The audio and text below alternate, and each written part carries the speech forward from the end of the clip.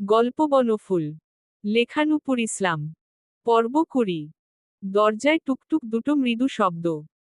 শব্দ মৃদু হলেও নোভার ঠিক মাথায় গিয়ে লাগল। মন মেজাজ শরীর সব এমনিতেই খারাপ। তার মধ্যে এই শব্দ আগুনে ঘি পড়লে যেমন ধপ করে জ্বলে উঠে, তেমনি নোভার শরীরও ধপ ধপ জ্বলতে লাগল। এত ঢং মানুষের আসে কোথা থেকে? তাই কোনো শব্দ তো ভালোই নড়চড়ও করল না। আগে যেমন ছিল তেমনই রইল। তাছাড়া মায়ের রুম, দরজা পুরো হাট করে খোলা। তার মধ্যেই সে আছে, কম্বল টম্বল মুড়ে পুরো প্যাকেট হয়ে। না হয় উপায় আছে? তার বাপের জীবনে এমন শীত চোখে দেখেনি। কম্বলের নিচ থেকে বেরোলেই শরীরে শীত কাটার মতো বিঁধছে। অথচ শহরে এখনো পাতলা একটা চাদর টানলেই গরমে ধোয়া উঠতে যায়। আর এখানে দেখো, শীতের কাপড় তো দূরের কথা, কম্বলের নিচ থেকেই বেরোনো দায়। তার মধ্যে খাওয়া নেই, ঘুম নেই, চোখের আর পানিও নেই। সবকিছু তার লাগছে অনুভূতিশূন্য। মনে হচ্ছে সে গায়েব হয়ে যাক এই জীবন থেকে, এই বারো সমস্যা থেকে, এই দুনিয়া থেকে। তখনই আবার দরজায় শব্দ হলো। নোভা বিরক্ত হয়ে দাঁতে দাঁত চাপল। আরে বাবা, আসবি আয়। এত ঢং করার কি আছে, সেটাই তো মাথায় ঢুকছে না। তাছাড়া তাদের বাড়ির মানুষদের মধ্যে এই ঢং একজনই করে, নাবিল। তাই বিরক্ত নিয়েই বিশাল এক ঝাড়ি দেওয়ার প্রস্তুতি নিয়ে কম্বলের ভেতর থেকে মাথা বের করল। আর করতেই অপূর্ব ভাইয়ার সুন্দর মুখটা দেখল, যে দরজায় হেলান দিয়ে দাঁড়িয়ে আছে। গায়ে গাঢ় নীল রঙের ক্যাজুয়াল কটন বেন্ডের full sleeve sweater. Slim fit শরীরে কি সুন্দর মানিয়ে আছে। তবে চুলের সাথে এই বান্দার কি সমস্যা, কে জানে? সব সময়ের মতো আজও এলোমেলো। ফর্সা নাক আর ঠোঁটটা গোলাপি হয়ে আছে। অপূর্ব ভাইয়া কি কখনো সিগারেট খেয়েছে? কি জানি। একদিন না বলল দুনিয়ায় হাবিজাবি খেয়েছে। সেই দুনিয়ায় সিগারেটও আছে নিশ্চয়ই। আসবো, নোভা? নোভা কথার উত্তর দিল না। আবার কম্বলের ভেতরে মাথা ঢুকিয়ে নিল। কাল থেকে তার সময় যাচ্ছে, তার এই ছোট্ট জীবনের সবচেয়ে খারাপ সময়। প্রথম এই ভিডিও, ছি, কি নোংরা। এই জীবনে কি আর খালিদ ভাইয়ের সামনে দাঁড়াতে পারবে? খালিদ ভাই কি? তার তো ধারণা, সে কখনো আর ঘর থেকেই বেরোতে পারবে না। বেরুলেই মনে হবে, সবাই মুখ টিপে হাসছে। সেই ভিডিওটা সত্য না সবাই জানে। তবুও মনে হবে, তারা মজা নিচ্ছে, আর চোখে দেখছে। আর এমন হলে তো নোভা মরেই যাবে। সেই মরা টরাও যখন কিছুটা সামলে এলো, তখন আবার মন ভাঙল তার। জীবনে প্রথমবার প্রেমে পড়ল। সেই প্রেম আবার পড়ে আছে তার বড় বোনের ওপর। এর চেয়ে বড় দুঃখ আর কি হতে পারে? নোভার চিৎকার দিয়ে কাঁদতে ইচ্ছে করছে। কিন্তু কাঁদতেও পারছে না। তবে আজ প্রথমবার আসমানি খালা এক হাতা তেল তার মাথায় ঢাললেন। ঢেলে হাত বুলিয়ে বললেন, যা হয়, ভালোর জন্যই হয়। এত তেনাইয়ে তো লাভ নাই। তাছাড়া ছ্যাঁকা ট্যাকা খাওয়া মাইয়াগো স্বামী ভাগ্য ভালো হয়। স্বামীরা মাথায় তুলে নাচে। আসমানির কথা মিলাই নিও। তুমি হইবা স্বামী সোহাগী। স্বামী তোমার মুখের এক কথায় দুনিয়া লুটাই দিব। নোভার এই কথা শুনে মনের দুঃখ আরো বাড়ল। তার মানে খালা তারও আগেই বিষয়টা ধরেছে। তার কেন চোখে পড়েনি? তাই ঝাড়ি মেরাই বলল, যাও তো খালা, ভালো লাগছে না। তা তো লাগবেই না। দুনিয়া সাক্ষী, ভালো কথা কারো গায়ে সয় না। সইতে হবে না আমার। যাও। আসমানি চলে গেল। যেতে যেতে বলল, বড় আফা সন্ধ্যার নাস্তা বানাচ্ছে। বারান্দায় বসে সবাই একসাথে খাবে। তাই আসো। না এলে, এসে গালে চটকানা মেরে নেবে। এমনিতেই সারা দিন যে বেয়াদবি করছো। ভাগ্য ভালো, তাই এখনো গাল সহি সালামত আছে। চটকানা কথায় আজ আর নোভা ভয় আসেনি। তাই নোভা যায়নি, যাওয়ার ইচ্ছেও হয়নি। আপার মতো এক হাতা তেল মাথায় নিয়েই মটকা মেরে পড়ে আছে। আহারে, এইভাবে সে ছ্যাঁকাটা খেতে পারল। চলে যাব? যান। কেন, ভাইয়াকে আজ ভালো লাগছে না? ভাইয়া, শব্দটা শুনেই নোভার চোখে পানি চলে এলো। এত কিছু বোঝে, নোভার হাবভাব বুঝি বুঝেনি? তখনই সেই দিনের গল্পটার কথা মনে পড়ল। আজ আর মোরাল বুঝতে তার সমস্যা হলো না। এও হলো না, তার বোঝার অনেক আগেই এই মানুষটা সব বুঝে গেছে। অপূর্ব নিজের মতো করে ভেতরে এলো। অল্প পাওয়ারের এক বাতি জ্বলছিল। সেটা নিভিয়ে বাতি জ্বালাল। রুমের আরেক পাশে দুটো সুন্দর বেতের চেয়ার, সামনে একটা ছোট্ট টেবিল। বাবা এগুলো কোথা থেকে জোগাড় করেছে, কে জানে। সবকিছু এত সুন্দর। অপূর্ব সেই বেতের চেয়ার দুটোর একটাতে গিয়েই বসল। বসতে বসতে বলল, আমি যে তোমাকে খুব পছন্দ করি, সেটা কি তুমি জানো নোভা? নোভা উত্তর দিল না। চোখের পানি কম্বলের নিচেই দুহাতে মুছল। এই পানিও বেইমান। এতক্ষণ এক ফোঁটাও আসেনি। এখন সে চাচ্ছে না, ঠিক ঝরঝরিয়ে পড়ছে। মানুষের জীবনের সবচেয়ে সুন্দর সময়টা আসে প্রথম প্রেমে পড়ার মুহূর্তে। ওই সময়টা অদ্ভুত রকমের ম্যাজিক্যাল। চারপাশের সবকিছু হঠাৎ করেই সুন্দর হয়ে যায়। রঙগুলো আরও উজ্জ্বল লাগে, অপছন্দের বিষয়গুলোও মধুর মনে হয়। যে গানটা কোনোদিন ভালো লাগেনি, হঠাৎ সেই সুরটাই বুকের ভেতর ঢুকে পড়ে। Trust me, this is the best feeling in the world. এই অনুভূতিটা প্রায় সবাই একবার না একবার ফিল করে। কেউ স্বীকার করে, কেউ করে না। কারোটা বোঝা যায়, কারোটা যায় না। বাট ফিল তো করেই। প্রত্যেক মানুষই জীবনে একবার প্রেমে পড়ে। পার্থক্য শুধু এইটুক, কেউ মুখে বলে, কেউ চুপচাপ গোপনে মনের ভেতরে যতনা আগলে রাখে। কিন্তু সত্যিটা কি জানো? এই প্রেমে পড়ার 99% কেবল প্রেম পর্যন্তই থাকে। পূর্ণতা তো দূরের কথা, আমরা প্রেম বলতে যেটা বুঝি, সেটাও অনেক সময় হয় না। কিছুদিন মনপ্রাণ উজাড় করে ভালোবাসার ভান চলে, মনে হয় এই মানুষটার জন্য মরেও যাওয়া যাবে। তারপর হঠাৎ করেই আবার সব ঠিক হয়ে যায়। একসময় গিয়ে এই প্রেমের কথা মনে পড়লেই নিজেরই হাসি পেয়ে যায়। আর রইল সেই 1%। এই 1% মানুষ পূর্ণতা পায়, হ্যাঁ, পায়। বাট সেই পূর্ণতায় আর মুগ্ধতা থাকে না। সম্পর্কটা ধীরে ধীরে গলার কাটার মতো হয়ে যায়। কেন জানো? কারণ একদিন না একদিন এই ভ্রমটা কেটে যায়। ওই যে একদিন বললাম, ভালোলাগা আর ভালোবাসার ডিফারেন্স সবাই বুঝতে পারে না। কারণ প্রথম প্রেমটা বেশিরভাগ সময়ই হয় অবুঝ বয়সে, যখন আমরা ফিলিংস বুঝি, কিন্তু মিনিংটা বুঝি না। আমি তোমার ফিলিংসকে ছোট করছি না, নোভা। Not at all. পৃথিবীর সেরা অনুভূতিগুলো কখনোই ছোট হয় না। ওগুলো অলওয়েজ দ্য বেস্ট। আর আমি নিজেকে লাকি মনে করি, কারণ এই সুন্দর অনুভূতির দ্য মোস্ট প্রিটি গার্লের কোনো পার্টে আমি একটু হলেও আছি। But truth is truth. প্রথম প্রেমটা বেশিরভাগ সময়ই শুরু হয় সৌন্দর্য দেখে। তখন আমরা মানুষটাকে নয়, তার একটা ইমেজকে ভালোবাসি। তোমার ক্ষেত্রেও তাই হয়েছে, নোভা। আর এটাই সত্যি। অপূর্ব নামের ছেলেটা যদি দেখতে কুৎসিত, কাদাকার, বা অন্য কোনো খুঁত নিয়ে হাজির হতো, তখন যতই ফেমাস হোক, ভালো ফটোগ্রাফার হোক, প্রথম দেখায় মুগ্ধ হতে না, না প্রেমে পড়ার মতো কারণ হতো। বরং হয়তো খালিদের মতোই কোন অদ্ভুত নাম ঠিক দিয়ে দিতে। নোভা ফট করে উঠে বসল। সব কথাই মন দিয়ে শুনেছে সে। কথা একেবারে ফেলনা না। তবে শেষের কাহিনী কি? তাই বিরক্ত মাখা সুরে বলল, এখানে এই খালিদ বিটলা আসছে কেন? আসলেই সমস্যা? তার নাম আমার সামনে আর কোন দিনও নেবেন না। ওকে। তবে বদনামটা তো তোমার একার হয়নি, তারও হয়েছে। তাছাড়া এই কাজটা সে করেনি। আপনি জানেন? হ্যাঁ, আমি জানি। কচু জানেন আপনি। তুমি খুব বোকা, নোভা। ভালো। তাতে আপনার কি? অপূর্ব নোভার রাগী মুখটা দেখল। দেখে বলল, আচ্ছা যাও, আর না বললাম।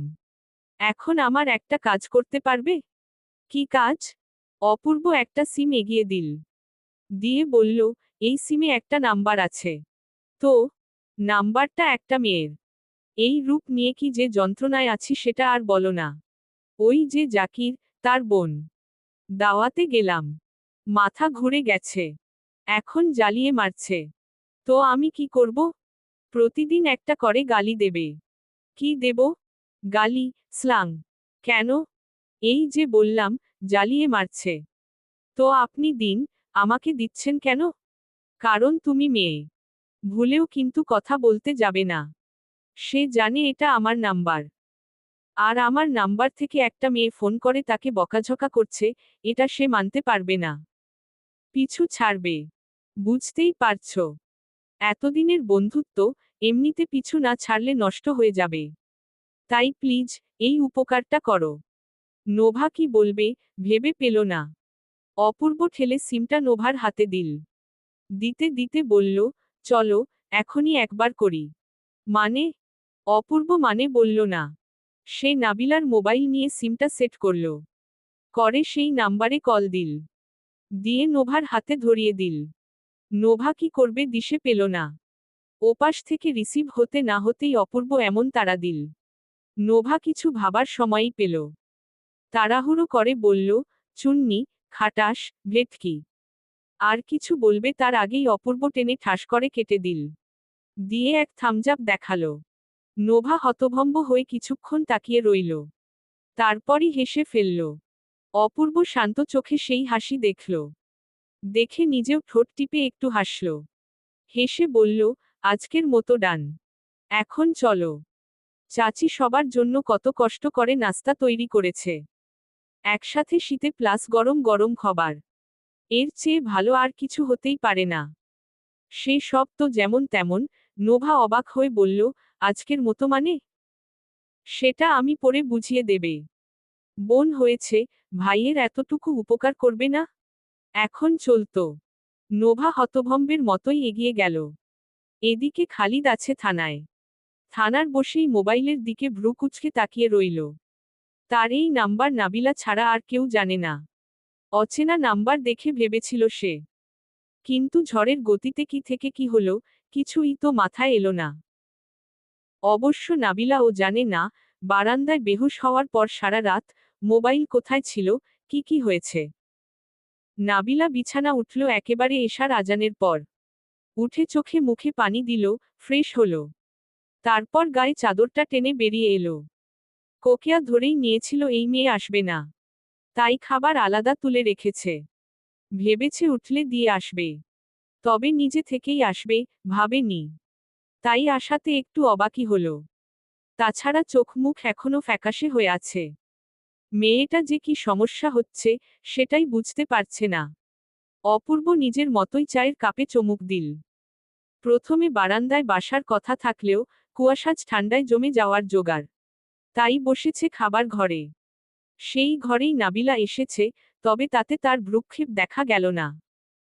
বরং নৌসের বাটিটা টেনে হাতে তুলে নিল। তবে নোভার মুখটা মলিন হল। আপাকে ঝাড়ি মেরেছে, কথা মুনিয়েছে, সারা রাত জ্বরে বেহুশ। দেখবে ভালো কথা, বরং রাগে অন্য রুমে গিয়ে বসেছিল। আর খবরই নেয়নি। মলিন হল নাবিলের মুখও। তবে নোভার মতো সে চুপচাপ বসে রইল না। বরং এগিয়ে চেয়ার টেনে দিল। আসলে আপাকে সরি বলা দরকার। তখন নোভা বেয়াদবি করল। সে দেখল, তবে মেজাজ এমন খারাপ ছিল। আপা তার দিকে তাকালো। সে চুপচাপ বসে রইল। দুনিয়ায় মানুষ না চিনুক, তারা তো জানে আপা কেমন। তবুও রাগে জেদে ফিরে তাকিয়ে দেখেনি। তাই বসেই হাত ধরে বলল, সরি আপা। নাবিলা মৃদু হাসল।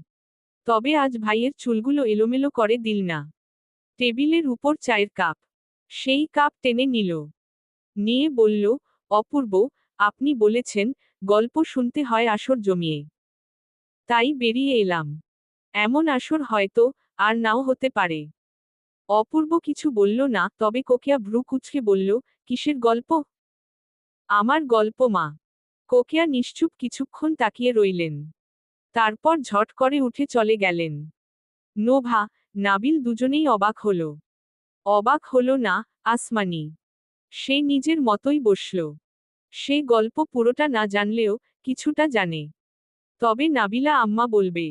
সে বুঝি শুনবে না? আসাদুজ্জামান বড় একটা শ্বাস ফেললেন। তবে উঠে চলে গেলেন না। মানুষ যখন নিজের ভয়ঙ্কর গল্প বলার মতো শক্তি অর্জন করতে পারে, তখন আর তাকে কেউ ভাঙতে পারে না। কোন পরিস্থিতিই না। এরপর থেকে নাবিলা আর ভাঙবে না। আর এই এগোনেতে তার বড় চাচা বুঝি পাশে থাকবে না?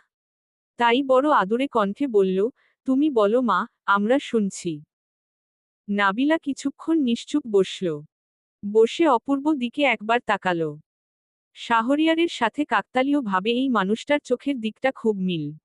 শুধু চোখের দিক না, এই যে এক্ষুনি যদি চোখ তুলে তাকায়, সে কেঁপে উঠবে। ঠিক এভাবেই শাহরিয়ার তার দিকে তাকাতো। তাকিয়েই থাকতো। নাবিলা কত রাগ করত। তাই অনেক দিন পর যখন মনিটরে সেই নজরটা দেখল, সে নিজেকে ঠিক রাখতে পারেনি। কখন লুটিয়ে পড়েছে, বুঝতেই পারেনি। অথচ এই মানুষটাকে নাবিলা কখনোও দেখেনি, ওই যে গ্যারেজে বসা দেখল। তখনও কিছু মনে হয়নি, তবে চোখ তুলে যখন তাকালো, দুনিয়ায় অন্ধকার হয়ে এলো। সেই অন্ধকারের কাহিনী নাবিলা শুধু করল তার মৃদু আওয়াজে, সেই ছোট্ট নাবিলার গল্প, তার জেদের গল্প, তার শাহরিয়ারের গল্প আর তার এই দুনিয়া থেকে বিচ্ছিন্ন হওয়ার গল্প। নাবিলার জীবন সেখানেই থমকে গেল। নানি, মামা, মামিরা সবাই তখন দিশেহারা। কি করবে, কাকে বলবে, কিছুই বুঝে উঠতে পারল না। মামারা মাকে জানাতে বলল। শুধু যদি বিয়ের ব্যাপার হতো, তাহলে চুপচাপ হজম করে যেত। কিন্তু এখন যে অবস্থা, তা হজম করা সম্ভব না। তাছাড়া নাবিলার শরীরের যে কন্ডিশন, এই অবস্থায় অন্য কোনো ব্যবস্থায় যাওয়াও যাবে বলে মনে না। তাছাড়া 3 মাসের কাছাকাছি নাবিলা জীবন নিয়ে টানাটানি লাগবে। তবে নানি সোজা কসম দিলেন, তিনি আপাতত কাউকে জানাতে দেবেন না। কোকিয়া বিশ্বাস করে তাকে কলিজার টুকরো দিয়েছিল। সে কি দেখে রাখতে পারল? নাবিলা তাকে পছন্দের কথা বলেছে। আদনানকে জিজ্ঞেস করেছে। সে বলল, সোনার টুকরো ছেলে। ব্যাস, তিনি আর মাথা ঘামননি। ভেবেছেন পড়ালেখা শেষ হোক, 4 হাত এক করে দেবে। শুধু তার নাবিলা ভালো থাকলেই হলো। আদরে এতটাই অন্ধ হয়ে গিয়েছিল যে ভালো মন্দের শাসন দূরের কথা, কোন কিছুতেই কখনো নিষেধই করেননি। তাছাড়া নাবিলার মতো শান্তশিষ্ট মেয়ে এমন করবে, তার ভাবনাতেও আসেনি। তাই তিনি ঠিক করলেন, কিছুদিনের জন্য নাবিলাকে নিয়ে সরে যাবেন। কিন্তু তার আগেই পুলিশ এসে হাজির। এসে ডানে বামে আর কোনো কথা নেই। নাবিলাকে গ্রেপ্তার করা হলো। নাবিলার কোন ভয় নেই, হেলদোল নেই, মহিলা পুলিশ তাকে টেনে গাড়িতে তুলল। আর সে শান্তভাবেই গাড়িতে গিয়ে বসল। নানি কাঁদছে, মামারা পুলিশের সাথে কথা বলছে। আদনান ভাইয়ের তো প্রায় হাতাহাতি বেঁধে যাওয়ার জোগাড়। তাদের এক কথা, কি দোষ করেছে তাদের মেয়ে? পুলিশ নাবিলা নিয়ে গেল।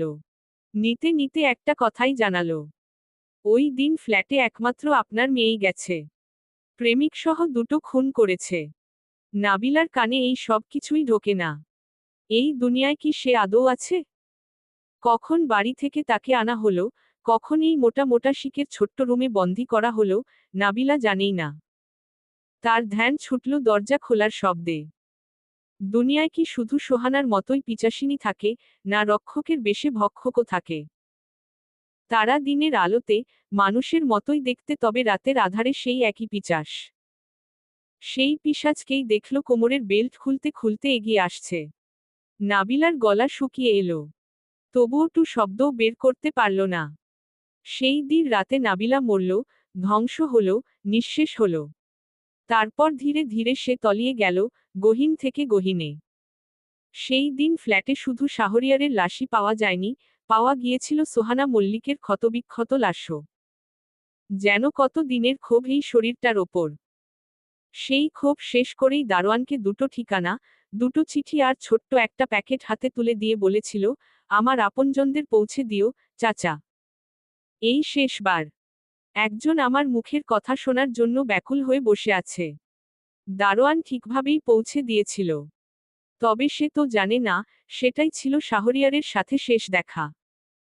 তাই পৌঁছে দেওয়ার খবরটা দিতে গিয়েই দেখে দরজা হাট করে খোলা। সেই খোলা দরজা দিয়ে একটু উকি দিতেই তার কলিজা কেঁপে ওঠে। আর উঠতেই দৌড়ে বাড়িওয়ালা পুলিশকে খবর দেয়। পুলিশ এসে দেখে, ড্রয়িং রুমে শরীর মুখ থেতলানো এক মহিলার লাশ। আর বেডরুমে, ওই যে অসম্ভব সুন্দর ছেলেটা, যার রূপ দেখলেই মায় জড়িয়ে ধরে। সেই ছেলেটা ভয়ঙ্করভাবে শূন্য ভেসে আছে। তাদের সবকিছু বের করতে খুব বেশি সময় লাগেনি। বছরখানেক আগেই মাদক সংক্রান্ত ঘটনায় দুনিয়াজুড়ে কেলেঙ্কারি হয়ে গিয়েছিল। বাড়ির সম্মান তখন থেকেই টালমাটাল। সেই লজ্জা আর চাপ ঢাকতেই কাদের মল্লিক পানির মতো টাকা ঠালেন।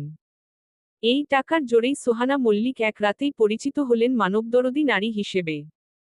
এতিম এক ছেলেকে তুলে এনে তার জীবন বদলে দিয়েছিলেন। লেখাপড়া থেকে সব খরচ নিজে চালাতেন। এমনকি নিজের সন্তানের মতোই আগলে রাখতেন। অনেক দিন দেশের বাইরে থাকার পর সেই ছেলেটার সাথে দেখা করতে আসাই যেন কাল হলো তার।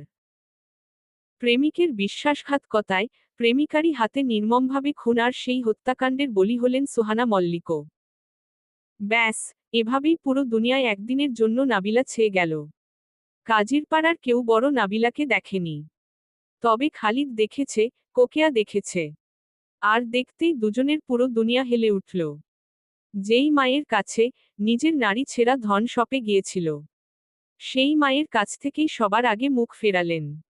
তবে ফেরালেই বুঝি সব ঠিক হয়? হয় না। তাই দুনিয়া এক করে ফেললেন মেয়েকে ছাড়াতে। তবে কাদের মল্লিকের সাথে পেরে ওঠে না। এই দুনিয়ায় খারাপের ক্ষমতা যে অনেক, আর এই ক্ষমতার কাছে ভালো টিকতে পারে না। তবে কাটায় কাটা তুলে তেমনই তুলল খালিদ। সেই দিন আরেকটা চিঠি আর ছোট্ট ব্যাগটা খালিদের জন্যই ছিল। ব্যাগে ছিল একটা মেমোরি কার্ড। সেটাই কি আর বলার অপেক্ষা রাখে না। আর চিঠিটা ছিল একটা বাক্যের, আমার নাবিলাকে দেখে রাখিস। একই জায়গা, তাই নাবিলার কাছে চিঠি পৌঁছুতে সময় লাগেনি। তবে খালিদ অন্য জায়গায়, তার মধ্যে বাড়িতে ছিল না। তাই চিঠি আর বন্ধুর পরিণতি খবরটা পেতে পেতে বড্ড দেরি হয়ে গেছে। আর এই দেরিতেই নাবিলা নামের মেয়েটি শান্তভাবে একেবারে নিঃশেষ হয়ে গেছে। খালিদ কোকেয়া কারো সামনে আসেনি। কাউকে চেনেও না। তবে রাতারাতি সে বাজি ঘুরিয়ে দিছে। না দেওয়ার তো কিছু নেই। সোহানা মল্লিকের কীর্তি তো কম ছিল না। শাহরিয়ার শুধু একটু সুখের আশায় চুপচাপ সরে যেতে চেয়েছিল। এখন তো আর কোন বাধা নেই। তাই সে তো শেষই, এই পিচাসিনীও শেষ হোক। তারপরই সব পত্রিকার, টিভি, নিউজ ঘুরে নাবিলা থেকে সোহানা মল্লিকের আর শাহরিয়ারের দিকে গেল। কেননা খালিদ পুলিশের কাছে প্রমাণ দেয়নি, দিয়েছে সাংবাদিকদের কাছে। আর তারাই পুলিশসহ পুরো মল্লিক বাড়িকে হেলিয়ে দিয়েছে। মাঝখান থেকে নাবিলা নামের মেয়েটিকে মল্লিক বাড়ির মানুষ বউয়ের কীর্তির উপর পর্দা টানতে ব্যবহার করেছে। এটাই সুন্দর করে তার পরের দিন জানানো হলো, এও বলা হলো মেয়েটা নির্দোষ, ভালো বন্ধু ছিল, একই থিয়েটারে নাটক করত। ব্যাস, এইটুকুই। এই খুন, এই পাপের কোন কিছুতে এই মেয়েটা নেই। নাবিলা জামিন সাথে সাথেই হলো। হলে কি? নাবিলা আর তখন নাবিলা নেই।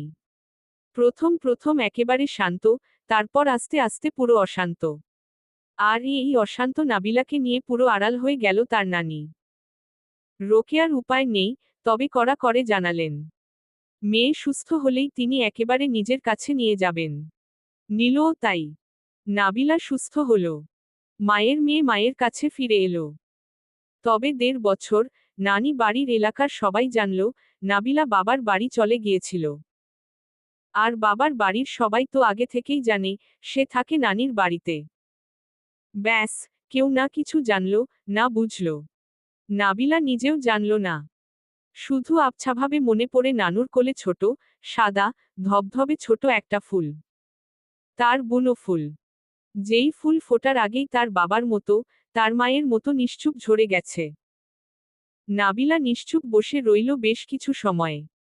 হাতে তার এখনো সেই চায়ের কাপ। দৃষ্টিও সেই চায়ের কাপে। না, ঠোঁটে ছোঁয়ানো হয়নি এখনো।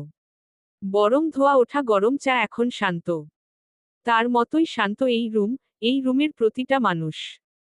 আসাদুজ্জামান গল্প আগেই জানেন, তবুও নাবিলা কাপা কাপা কণ্ঠে আজও চোখ ভিজল। চোখ ভিজল আসমানিরও। প্রিন্টের লাল কাপড়ের আঁচলে বারবার ভেজা চোখটা মুছল। কপাল যখন পুড়ে, সব দিক দিয়েই পুড়ে। এইটা নতুন কিছু না। যে পাবে, সব দিক দিয়েই পাবে। আর যার যাবে, চারকুল ভেঙেই যাবে। নাবিল পুরো স্তব্ধ। কত কিছু হয়ে গেছে, তারা কিছু জানেই না। তবে একেবারে ছোট তো ছিল না। বাবা মাকে আজ তার কাছে শক্ত বিশাল পাহাড়ের মতো মনে হলো। মা তো সব সময়ই এমন, তবে ওই আলাভোলা বাবাটাকেও আজ শক্ত বিশাল বটবৃক্ষের মতো মনে হলো। যার দিন দুনিয়ার হুঁশ না থাকলেও সঠিক সময়ে সঠিক বাবা হতে পেরেছেন। তাই তো এত কিছু হজম করে দিব্যি তাদের আগলে রেখেছে, আড়াল করেছে। এক সন্তানের দুঃখে বা ভুলে অন্য সন্তানের জীবনে কোনো ছন্দপতন তো ভালো, বরং সব দিকই খেয়াল রেখেছেন। তার সাথে এই যে শেষ হয়ে যাওয়া মেয়েটা, এই মেয়েটাকে ভুলের শাস্তি না দিয়ে ভালোবাসার চাদরে মুড়িয়ে নিয়েছেন। কখনো বুঝতেই দেয়নি, ভুল করেছ তুমি, বিশ্বাস ভেঙেছ আমাদের। আঙুল তুলে করা শাসনে বলেনি নাক কেটেছ তুমি, মাথা নিচু করেছ তুমি। বরং বড় মেয়ে তার ভরসার জায়গা। যা কিছু হোক, যা কিছু করুক, বড় মেয়ের কাছে আসতে করে বলে হালকা হন তিনি। সন্তানেরা যেমন মায়ের কাছে বলে, তাদের বাবা বলে তাদের বড় মেয়ের কাছে। ছোটবেলা নোভা ও তার দুজনেরই খুব আক্ষেপ ছিল। আপাকে বাবা মা বেশি ভালোবাসে। ঈদ, জন্মদিন, যা কিছু হোক, সবার আগে আপা। তার জন্য সব কিছু স্পেশাল। এই যে তাদের বাড়ির রুম, আপা এই বাড়িতে কখনো পা রাখেনি। তবে সবচেয়ে ভালো রুমটা সবার আগে তার জন্যই বরাদ্দ। ছোট ছিলাম, অবুঝ ছিলাম। হিংসা জেকে ধরত। তবে ওই যে, নানু বাড়িতে গিয়ে যখন জানালার কার্নিশ ঘেঁষে ভয়ে ভয়ে একটু উকি দিতাম, সব হিংসে রাগ কোথায় যে গায়েব হয়ে যেত।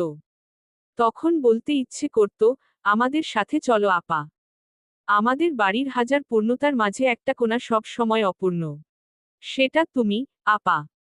আমাদের জন্য মায়ের কোল ছাড়া হয়েছ, তার জন্য আমাদের সবার প্রতি অভিমান। আর আমরা এই যে তোমার জন্য সব ছাড়া হচ্ছি। তো হয়ে গেল না শোধবোধ। কিন্তু কখনো বলা হয়নি, আপা সেই সুযোগ তাদের কখনো দেয়নি। তবে সেই আপা যখন নিঃস্ব, বিধ্বস্ত অবস্থায় অনেকটা দিন পরে আমাদের কাছে ফিরে এলো, সেই দিন যেমন বাক্যহারা হয়েছিল, আজও হলো। তফাৎ, সেই দিন বোনের অবস্থা দেখে হয়েছিল, আজ অবস্থার কারণ জেনে হলো। আর ও জানল, ভাগ্যের কাছে মানুষ কতটা অসহায়। স্তব্ধ হয়ে বসে আছে নোভাও। তবে সেই স্তব্ধতা ভিজে যাচ্ছে চোখের পানিতে। ওই যে সোয়েটারের ওপর গায়ে হালকা গোলাপি রঙের চাদর, চাদরটা ভিজে রং পাল্টে দুঃখের আলপনা এঁকে যাচ্ছে নিজ ছন্দে। এত এত ব্যথা নিয়ে, তাদের কত আবদার, কত দুষ্টুমি, কত হাবিজাবি পাগলামি সব হাসি মুখে হজম করেছে। কখনো একটু ঝাড়ি তো ভালো, মুখ কালো তো ভালো, উঁচু গলায়ও কথা বলেনি। অথচ একটু বিপদে পড়তেই তার চেহারার রং বদলে গেছে। আঙুল তাক করেছে, ঝাড়ি মেরেছে, উঁচু গলায় কথা বলেছে, অথচ এই সবের হাজার গুণ নিয়ে সে দিব্যি বেঁচে আছে, খাচ্ছে, ঘুমাচ্ছে। আর একটু গায়ে কালি লাগতেই সে মরতে চাইছে, ঘর থেকে বেরোবে না বলে শপথ করে বসে আছে। নোভা আর কিছু ভাবলি না। ঝট করে উঠে এগিয়েই নাবিলাকে ঝরিয়ে ধরল। ধরে হাউমাউ করে কাঁদতে কাঁদতে বলল, সরি আপু, সরি। নাবিলা চায়ের কাপটা আস্তে করে রাখল। নিজের সাথে যুদ্ধ তার, নিজেই শত্রু নিজেই হাতিয়ার। তাই আজকে তার চোখে পানি নেই, তবে টকটকে লাল। জ্বর বেড়েছে বোধ হয়। সব কিছুই দেখছে ঘোলা। সেই ঘোলা চোখে আদুরে ছোট বোনের মুখটা দুহাতে রাজলায় নিয়ে বলল, উহুম। আপাদের সরি বলতে হয় না। তারপর নাবিলের দিকে তাকালো। জানালার কার্নিশ ঘেঁষে উকি দেওয়া ছেলেটাকে ডেকে কখনো কাছে না নিলেও, আজ হাত বাড়িয়ে দিল। নাবিল সাথে সাথে এগিয়ে এলো। হাঁটু গেড়ে বসল তার আপার সামনে। বসতেই নাবিলা মৃদু হাসল। উপওয়ালা কিছু কেড়ে নেন, আবার দুহাত ভরে দিয়েও দেন। তা না হলে, এত এত ভালোবাসা পাওয়ার কিসের যোগ্যতা তার? তাই হেসেই ছোট ভাইয়ের মাথার চুলগুলো এলোমেলো করে দিল। আর এই সবকিছুর মাঝেই অপূর্ব খুব স্বাভাবিকভাবে তার হাতের নুডলসের বাটিটা নামিয়ে রাখল। না, খাওয়া হয়নি আর। নাবিলা পুরো গল্পটা বলেছে নিজের হাতের চায়ের কাপে চোখ রেখে। তাই সে খেয়াল করেনি, যে দৃষ্টি তাকে ভেতর থেকে কাঁপিয়ে দেয়, চোখ ফেরাতেই সেই দৃষ্টি তার ওপর এসে থেমেছে। আর এতক্ষণে একবারও সরে অন্য কোথাও যায়নি। নাবিলার ভেজা কণ্ঠ, তিরতির করে কাঁপতে থাকা শুষ্ক ঠোঁট, বড় যত্নে চোখের পানিকে চোখের কোণ পর্যন্ত শাসিয়ে রাখা আর গল্পের প্রতিটা শব্দ। অপূর্ব পুরোটা শুনেছে নিশ্চুপে, এক ধ্যানে, তীক্ষ্ণ, ধারালো মনোযোগ নিয়ে। মা ছোটবেলা থেকেই চাইতেন, সে যেন বাবার মতো না হয়। কিন্তু রক্ত তো আর চাইলেই অস্বীকার করা যায় না। তাই চেহারায় মায়ের মতো হলেও স্বভাবে কিছুটা বাবারই প্রতিচ্ছবি। বাবা যেমন সবকিছু খুব স্বাভাবিকভাবে নিতে পারেন, সেও পারে। তাই তো গলার কাছে জমাট বাঁধা অসহ্য যন্ত্রণা নিয়ে সে এখনো স্বাভাবিক। স্বাভাবিক তার চোখ মুখ। তাছাড়া একটা জায়গায় এসে অপূর্ব একেবারেই ভিন্ন। না মা, না বাবা। সেখানে সে শুধুই অপূর্ব। সামান্য থেকে সামান্য বিষয়ও সে গভীর মনোযোগ দিয়ে দেখে, শোনে, ভাবে। ভার্সিটির সেই এক পলক দেখার পর তাদের আর কখনো দেখা হয়নি। হওয়ার কথাও না। জন সম্পূর্ণ ভিন্ন জগতের মানুষ। তবু কোনো এক অদ্ভুত কারণে মাঝেমধ্যেই এই মেয়েটার কথা তার মনে পড়ত। ওই যে টলমলো চোখের স্নিগ্ধ মুখটা, কখনো যদি একটু নিশ্চুপ বসত, রাতে চোখে যখন ঘুম এসে ধরা না দিত, উদাস দুপুরে বা ভিন দেশের কোথাও ক্লান্ত শরীরের বিষণ্ণ সন্ধ্যায় চোখের সামনে হঠাৎ ভেসে উঠত। না, এই ভেসে উঠা কখনোই তার স্বাভাবিক জীবনের ছন্দে প্রভাব ফেলেনি। তবে কোথাও একটা ছিল, মনের অজানা অলি গলিতে। তা না হলে ভুলতে পারেনি কেন? দেশের বাইরে থাকার জীবনটা সবার যেমন থাকে ঠিক তেমনই। পড়াশোনা, কাজ, ব্যস্ততা, সবকিছু চলছিল নিজের নিয়মে। সেই নিয়মের মাঝেই হঠাৎ সিদ্ধান্ত বাবার সাথে দেখা করবে। ব্যাস, সেই সিদ্ধান্ত থেকেই নিজের মতো করে সব ব্যবস্থা করে ফেলে। নাবিলা যেমন তার নানুর সাথে ক্লোজ, তার জীবনও কিছুটা তেমন। বাবার সাথে ডিভোর্সের পরে সেও তো নানু বাড়িতেই তো ছিল। তাই নানু মুখে প্রায়ই শুনত, আমরা যতই বাহাদুরি করি, বড় গলায় বলি, আমার যা মন চায় তাই করব। আসলে আমরা পুতুল। এই যে 4 আঙুলের কপাল, এই কপালের পুতুল। এখানে যা লেখা আছে, হবেই। আসলেই হয়। এই মেয়েটার সাথে তার আবার দেখা হওয়ার কথা লেখাই ছিল। ঠিক এই সময়ে, তাই তো সেই এক ঝলকের দেখা। আর মনের কোথাও আটকে যাওয়া। আসতে যেতে জীবনের চলার পথে কত মানুষের সাথে দেখা। তবে এমন আটকে যায় কে? অপূর্ব কাজীপাড়ায় প্রথমবার পা রেখেই প্রথম যেই নামটা শোনে তা হলো নাবিলা। অচেনা জায়গায় এসে ঢাকার মতো শহরে ঠিকানা খোঁজা সহজ কথা না। সকাল থেকে প্রায় দুপুর পর্যন্ত অলিগলি ঘুরেছে। ঠিকানা দেখাতেই একেকজন একেক গল্প বলেছে। কেউ বলেছে খালিদের কথা, কেউ পাগলের কথা, আবার চায়ের দোকানে বসে শুনল খুনখারাবির গল্প। তখন নাবিলাকে না চিনলেও, পরে এলাকায় এসেছে, একেকজন দেখেছে। আস্তে আস্তে সবই সবার কাছে, পুরোপুরি না হলেও, কিছুটা অনুমান কিছুটা ঠিক মিলিয়ে নিয়েছে। তবে খালিদের জন্য হোক আর চাচির জন্য, সামনাসামনি কেউ মুখ তেমন আর খোলেনি। তবে পিঠ পিছে বলাও থামেনি। সুযোগ পেলেই তারা নিজ দায়িত্বে গল্পের ডালপালা মেলে শুনিয়ে দিয়েছে। তেমনি বলেছে তাকেও। তখন বাড়ি খোঁজা নিয়েই তার মাথায় গণ্ডগোল। কোথাকার কোন নাবিলা, তার সম্পর্কে আগ্রহ থাকার কথা না। তাই হয়নি। তারপর সেই থমকে যাওয়া ইনসিডেন্ট। এই ইনসিডেন্টের চেয়েও থমকেছে নাবিলাকে দেখে। তার চিনতে 1 সেকেন্ডও লাগেনি। সেই রাতেই তার বুকে অচেনা এক ঝড়। যেই ঝড় এই সব কিছুতে দক্ষ অপূর্ব সামাল দিতে পারে না। এমন দম বন্ধের অনুভূতি, না চোখে ঘুম আসে, না নিঃশ্বাস ফেলতে পারে। তাই চুপচাপ বাবার রুমে চলে গেছে। সন্তানেরা যত বড় হোক, যত ক্ষমতাবান হোক, সব কাজে যত পারদর্শী হোক, বাবা, মায়েরা এক দেখাই বুঝে যান সন্তানের ভেতরের অবস্থা। তার বাবারও বুঝতে সময় লাগল না। তবে তিনি এটা বুঝতে পারেননি, নাবিলা নামের মেয়েটার গল্পের অর্ধেক পাজল তার ছেলে সে রাতেই মিলিয়ে ফেলেছে। আর এর জন্যই তার ভেতরে যত ঝড়। যেই মেয়েটার এক এক ফোঁটার চোখের পানির জন্যই একদিন সে হাত তুলে মোনাজাত করেছিল। সেই মেয়েটি চোখের পানির গহীন এক সমুদ্রে ডুবে গেছে। এমন ডুবে গেছে, যেখান থেকে আর ফেরা হয়নি। ফিরেছে শুধু দেহটা। যেই দেহটার কোনো অনুভূতি নেই, যে যা বলে, চাবি দেওয়া পুতুলের মতো করে চলে। 4 দেয়ালের ভেতরে সে বুকের আগুন নিয়ে তার কাছের মানুষদের যত্ন করে, আগলে রাখে, ভালোবাসে। সবকিছু ঠিকঠাক সামলায়। আর সেই আগুন যন্ত্রণা দ্বিগুণ হল, অপূর্ব নামের ছেলেটার আগমনে। যেই আগুনে প্রথম দেখাই কুপোকাত সে। অপূর্ব আবার সব পাজল মেলায়। কিছু একটা ঠিক নেই। অন্তত তার সঙ্গে নেই। অবশ্য বিষয়টা বুঝতে অপূর্বর খুব বেশি সময় লাগেনি। আজব এই দুনিয়া। আর এই দুনিয়ায় আজব আজব গল্প। তা না হলে মায়ের ডুপ্লিকেট হয়েও চোখের পাশটা ভিন্ন হবে কেন? কেন ভিন্ন তার দৃষ্টি? আর এই ভিন্নতা নিয়ে বৃত্তের মতো ঘুরতে ঘুরতে তারা এসে থেমে গেছে এক বিন্দুতে। কি হতো যদি গল্পটা অন্যভাবে লেখা হতো? রাত বাড়ে, যে যার মতো রুমে ফিরে যায়। অপূর্ব সেখানেই বসে থাকে। নাবিলা তার দিকে আর একবারও ফিরে তাকিয়ে দেখেনি। মেয়েটা এমন ভীতু। সে ধরে নিয়েছে, দুনিয়ার বাকি সবার মতো অপূর্বও তাকে ঘৃণার চোখেই দেখবে। যদি দেখারই হতো, অনেক আগেই দেখতে ফেরি টেইল গার্ল। তা না হলে, অপূর্ব আজ এখানে থাকতো না, না তুমি আসতে গল্পের আসরে, আর না শুরু হতো নতুন কোন গল্প। তাই আড়মোড়া ভেঙে পাদুটো ছড়িয়ে আধশোয়া হয়ে বলল, নাবিলা ওই ১.৫ বছর কোথায় ছিল, বাবা? আসাদুজ্জামান বড় একটা শ্বাস ফেললেন। সবাই চলে গেলেও তিনি বসে আছেন আগের মতোই। কোকিয়া কাছে শুধু কি হয়েছে শুনেছে, তবে নাবিলা গল্প আজ চোখের সামনে দেখল। তাছাড়া নিজের গল্প, নিখুঁতভাবে একমাত্র নিজের বলাই সম্ভব।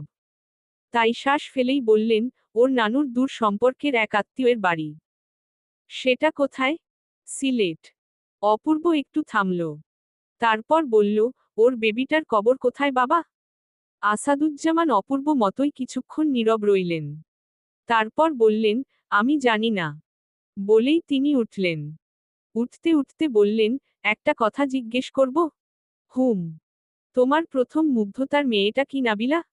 অপূর্ব হাসল। এই না হলে তার বাবা। মেয়ের মুখে গল্প শুনেই পাজল ঠিক মিলিয়ে ফেলেছেন। তাই হেসে নিজেও উঠে দাঁড়াল। দাঁড়িয়ে ভনিতা ছাড়া সোজাই বলল, হ্যাঁ। আসাদুজ্জামান অসহায় চোখে তাকালেন। অপূর্ব সেই চোখের দিকে তাকাল না। বরং বেরিয়ে যেতে যেতে বলল, আমার ধারণা ছিল, আমার বাবা মিথ্যা বলে না। But I was wrong. Totally wrong. কাজী পাড়ার প্রাক্তন কাউন্সিল জুয়েন নিজের বাড়িতে পুলিশ দেখে অবাক হলেন না। অতি লোভে যে তাঁতি নষ্ট সেটাই হাড়ে হাড়ে আজ টের পেলেন। কাল থেকে সোহাগ গায়েব, সোহাগের মা ফোন করে না পেয়ে সবার আগে তার বাড়িতেই দৌড়ে এসেছে। শেষবার কথায় তার বাড়ির কথা বলেছে। মিথ্যা বলেনি, ছিল তো তার বাড়িতেই। তবে হারামজাদা কখন বেরিয়ে গেছে বুঝতেও পারেনি। ঘুম ছিল, ঘুম থেকে উঠে বাকিগুলোর মুখে শুনে সোহাগ নেই। সে প্রথমে অত মাথা ঘামায়নি, ভেবেছে আছে হয়তো আশেপাশেই। তবে বেলা গড়াতেই ঘাম ছুটল। দৌড়ে গেল সিসিটিভি ফুটেজ দেখতে। কোন কিছুই পেল না। তবে সকালের দিকে একবার কারেন্ট গিয়েছিল। ১৫-২০ মিনিটের জন্য। সেইটুকু ছাড়া সব আগের মতোই। সোহাগের ভেতরের আসার ভিডিও তো আছে, তবে বাহির হওয়ার কোন ভিডিও নেই। সোহাগের বাড়ির মানুষের পাগল হওয়ার অবস্থা। থানায় গিয়ে সাথে সাথেই মিসিং ফাইল করল। তার সাথে আরও দুজনও সকাল সকাল আরেক কাজ করেছেন। কাজী পাড়ার বিখ্যাত নাট বল্টু নাজিম, আর আমাদের জনদর্দি বর্তমান কাউন্সিল সানাউল্লাহ। গলায় গলায় মিলে মানহানির মামলা। তাদের ছেলে মেয়ের অশ্লীল ভিডিও তৈরি করে সোশ্যাল মিডিয়ায় হেনেস্তা। কারো নাম উল্লেখ করেনি। জানা কথা করবেও না। তারা এক ঢোলে ৩-৪ পাখি মেরেছে, তারাও মারবে। তাই এমনিতে পুলিশ না নড়লে চললেও। এই মামলা করার সাথে সাথে নড়ে চড়ে শুধু বসেনি, উড়ে উড়ে চলছে। অবশ্য পরপর ঘটনায় পুরো ৭ নাম্বার ওয়ার্ড গরম। না লেগে উপায় আছে? সোহাগ কোথায় জুয়েল জানে। না জানার কিছু নেই। সানাউল্লাহ কাউন্সিল হলেও তার সব শক্তি খালিদ। দেখে আলা ভোলা হাসি খুশি টাইপের ছেলে মনে হলেও, খুব স্বাভাবিকভাবে যে কোন কাজ করতে পারে। সানাউল্লাহরা আগে থেকে নম্র ভদ্র শান্ত। তার অন্য ভাই বোন, বাপ চাচারা সবই এই ক্যাটাগরির। মাঝখান থেকে এটা এমন ইবলিশ হলো কেন জানে? তাই তার প্রিয় মানুষদের যেই উপায়ে বদনাম করেছে, সেও সেই রাস্তাই নিছে। নাজিমের মাইয়ার মতো ঢোকার ভিডিও তো আছে, তবে বাইর হওয়ার নাই। ভেবেছিল সকাল সকাল আরও নাটক দেখবে, ওমা ভিডিও গায়েব। সেটা না হয় গায়েব, রাতারাতি আরেক ভিডিও ঘুরছে পুরো ফেসবুকের জগৎ জুড়ে। সেই দিন খালিদের পুরো বাড়ির ভিডিও। নোভা ভেতরে গেছে, ১-২ মিনিটের মাঝেই বেরিয়ে এসেছে, খালিদ বাড়ি ফিরেছে তার অনেক পরে। ঘণ্টা খানেক তো হবেই। সোহাগ নিজ হাতে এই ভিডিও ডিলিট করে দিয়েছিল। ছিল শুধু তার নিজের মোবাইলে। এই ভিডিও যেহেতু সোশ্যাল মিডিয়ায়, তাই সোহাগ কোথায় না বোঝার কিছু নেই। তাই এই শীতের সকালেও জুয়েলের কপাল একটু ঘামল। সেই ঘামটুকু মুছে নিজেকে বাঁচানোর জন্য সোহাগদের সব কীর্তি নিজের মুখেই বলল। নোভা, খালিদের মাঝে কিছু নেই। তাদের বদনাম করার জন্য এমন করেছিল। সে ভাই কোন কিছুতেই নাই। নিজের পোলাপান, তাই রাতটুকু আশ্রয় দিয়েছিল। তবে তার কথা পুলিশ বিশ্বাস করবে কেন? দোকানদার নিজে এসে পুরো ভিডিও তাদের কাছে দিয়ে গেছে আর সোহাগদের সব কীর্তি বলছে। তাছাড়া সোহাগের শেষ লোকেশন তার বাড়ির সামনের নির্বাচনের সানাউল্লাহকে বদনামের জন্য নিশ্চয়ই সোহাগকে ব্যবহার করেছে। তা না হলে সবাই তো সোজা আঙ্গুল সানাউল্লাহ, খালিদের দিকেই যেত। নিজেদের কীর্তি ফাঁস করার জন্য গুম করে ফেলেছে। তাই পুলিশ তার কোন কথা বিশ্বাস করল না। বরং তাকে সহ বাকি সব কটাকে সাথে সাথে গ্রেফতার করল। করতেই কাজী পাড়ায় পুরো সরগরম হয়ে গেল। তার সাথে সানাউল্লাহ পরিচিত লোক, খালিদের ছেলেপেলে ধুমসি সোহাগের খোঁজ শুরু করল। সোহাগের মাকে গিয়ে সান্ত্বনা দিল। ঠিক আছে, মনে জেদ পুষে তাদের বদনাম করতে চাইছে। বদনাম করছে, শাস্তি পেত। তবে এই বাবা মায়ের দোষ কি? সন্তান নিখোঁজ হলে বাবা মায়ের কেমন লাগে, আরেক বাবা মায়েরা বুঝি বুঝবে না? এলাকায় সানাউল্লাহর বাহ বাহ পড়ে গেল। এমন কাউন্সিল এই জীবনে কেউ চোখে দেখেনি। আর খালিদের মতো পুলাই হয় না। তা না হলে আজকাল চাচার জন্য এত করে কে? সেই সুনামে ভেসে ভেসে খালিদের বাড়িতে ফিরতে ফিরতে রাত হয়ে গেল। ফিরে গা এলিয়ে দেবে, তখনই পরপর দুটো মেসেজ এলো। একটা নোভার নাম্বার থেকে। সেখানে একটা শব্দই লেখা, সরি। কিসের সরি, কেন সরি, খালিদ কোন আগা মাথায় বুঝতে পারল না। বরং ধন্যবাদ দিলে বুঝত কাহিনী। এত বড় বিপদ থেকে বাঁচাল। সেখানে লিখছে সরি। এই মেয়ের কোন কাজই তো ঠিকঠাক নেই। আরেকটা মেসেজ এসেছে অপূর্বর সেই নাম্বার থেকে। যেখানে লেখা, I need your help, Khalid. By the way, তোমার বন্ধু কেসটা কোন ইন্সপেক্টর হ্যান্ডেল করেছিল? চলবে। গল্পটা কেমন লাগলো জানাবেন ও সাবস্ক্রাইব করতে ভুলবেন না প্লিজ।